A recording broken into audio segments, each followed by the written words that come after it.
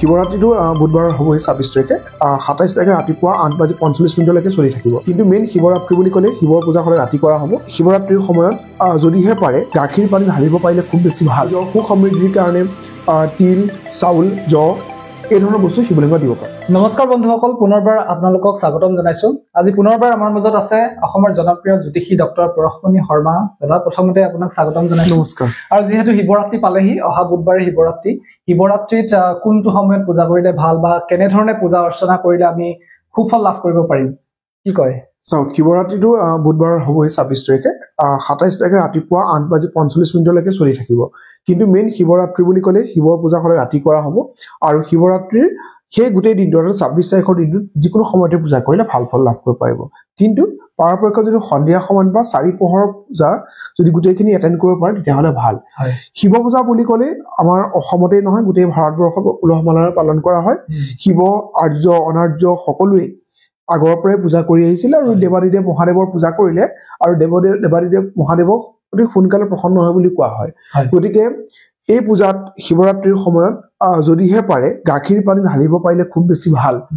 গাখীৰ পানী এইকেইটাৰ উপৰিও যদি ভাবে যে মই পঞ্চামৃতেৰে অভিষেক কৰাওঁ, পঞ্চামৃত বুলি কোৱাৰ লগে লগে গাখীৰ, দৈ, ঘিউ, মৌ আৰু চেনি দিব পাৰে। তাৰ বাহিৰেও নিজৰ সুখ সমৃদ্ধিৰ কাৰণে তিল, চাউল, জৱ, তাৰপিছত কুঁহিয়াৰৰ ৰস, ধতুৰা গুটি, বেলপাত, বেল বা শিৱলিংগত ৰুদ্ৰাক্ষ, ত্ৰিশূল বা ডম্বৰু এই ধৰণৰ বস্তু শিৱলিংগত দিব পাৰে।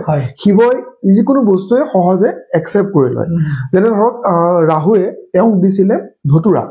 ৰাহু যিহেতু অলপ অসুৰ প্ৰকৃতিৰ দেৱতা, অসুৰ প্ৰকৃতিৰ ব্যক্তি আছিলে, গতিকে তেখেতে কি কৰিছিলে ধতুৰা গুটি শিৱলিংগত দিছিলে মানে শিৱক দিছিলে। তো সেই শিৱ তাতে প্ৰসন্ন হৈ পেলাই তেওঁ জটাত ৰাখি লৈছিলে ৰাহুক। গতিকে ধতুৰা গুটি মানে যিটো আমাৰ কাৰণে অলপ বিষাক্ত বস্তু, সেইটো শিৱই লয়। শিৱই হলাহল বিষ মানে পান কৰিছিলে, ডিঙিত আপোনাৰ এই সাপ ৰাখিছিলে। গতিকে এই যি মানে বাসুকী বুলি কোৱা সাপক ৰাখিছিলে। গতিকে শিৱৰ সকলো নিগেটিভ এনাৰ্জিক তেওঁ নিজৰ ফালে টানি লৈছিলে।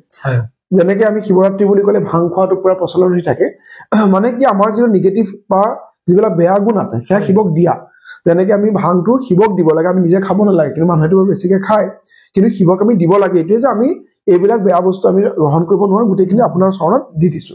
তো শিৱৰ সেইখিনি কামৰ লগতে সকলো মানুহে যদি পাৰে শিৱলিংগত এটা হলেও যদি বেলপাত শিৱৰাত্ৰি দিনাখন দিয়ে খুব বেছি ভাল।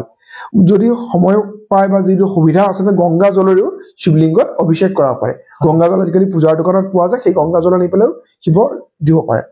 যদি ভাবে যে মই শিৱৰ স্পেচিয়েলি কিছুমান কাম কৰো আমাৰ ৰিলেশ্যনশ্বিপৰ কাৰণে, কাৰণ শিৱৰ যিটো পৰিয়াল, শিৱৰ পৰিয়ালৰ ৰিলেশ্যনশ্বিপ বহুত টাইট, বহুত বেছি মানে ষ্ট্ৰং হৈ তেওঁলোকৰ পৰিয়ালটো থাকে।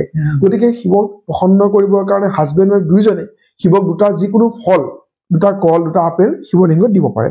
লগতে এখন ভোজপত্ৰত নহলে বগা কাগজত হাজবেণ্ড ৱাইফৰ নাম লিখি পেলাই মৌৰ বটলত দুদিনমান আগতে আনি পেলাই ঘৰত সোমাই থব লাগে। সেই মৌৰ বটলটোত, সেই মৌৰ বটলটোত সেই ভোজপত্ৰখনৰ সৈতে শিৱলিংগত যদি ঢালি দিয়ে, ভোজপত্ৰখন তাতে থাকিলে আৰু শিৱলিংগ যদি সেই মৌখিনি মানে অভিষেক কৰে, তেতিয়াও বহুত বেছি ভাল হ'ব। আৰু যিসকলে ধৰি লওক মন্দিৰলৈ যাবলৈ নোৱাৰিব পাৰে, সুবিধা থাকিব পাৰে, তেওঁলোকে ঘৰতে চাওক, ঘৰত শিৱৰ কাৰণে এগছি ঘিউৰ চাকি লগোৱাটো খুব বেছি ভাল। যদি পাৰে শিৱলিংগত যদি দিব পাৰে আকন্দৰ ফুল খুবেই বেছি ভাল। যদি ঘৰতো পাৰে আকন্দৰ ফুল, বগা আকন্দ নহলে নৰ্মেল বগা ফুলৰো শিৱক দিব পাৰে। শিৱক আপুনি যেনেকে পাৰে যি পৰ্যায়তে পাৰে ওম নমঃ শিৱায় বীজ মন্ত্ৰ মাতি যদি পাঠ কৰে, শিৱৰ চালিচা পায়, শিৱৰ শতনাম পায় বা শিৱৰ নামাৱলী পায়, শিৱৰ যিকোনো মন্ত্ৰ মাতি পেলাই শিৱক প্ৰসন্ন কৰিব পাৰে। ঘৰত যদি শিৱলিংগ আছে বা ঘৰত এখন ফটো শিৱৰ আছে, তাৰ সন্মুখত এগছ চাকি লগাই দেৱাদিদেৱ মহাদেৱক যদি প্ৰাৰ্থনা কৰে, নিশ্চয় আপোনালোকে সুফল পাব। আৰু এটা শেষত প্ৰশ্ন কৰিব বিচাৰো, এনে ধৰি লওক সাধাৰণতে দুৰ্গা পূজাৰ সময়ত এইটো পূজা ভাল বা এই পূজাটোৰ পাছতে ভাল হ'ব বা বেয়া হ'ব, এনেধৰণৰ কথা আহে। শিৱৰাত্ৰি তেনেকুৱা কিবা কথা আছে নেকি? এইবাৰ শিৱৰাত্ৰি কেনেধৰণৰ?